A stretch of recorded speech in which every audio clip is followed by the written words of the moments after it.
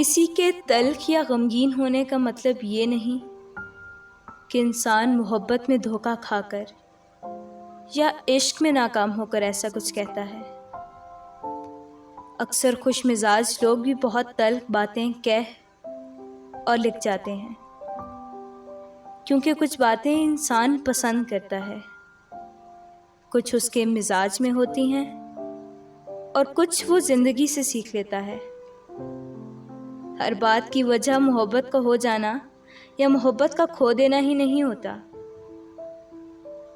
और भी दुख हैं ज़माने में मोहब्बत के सिवा।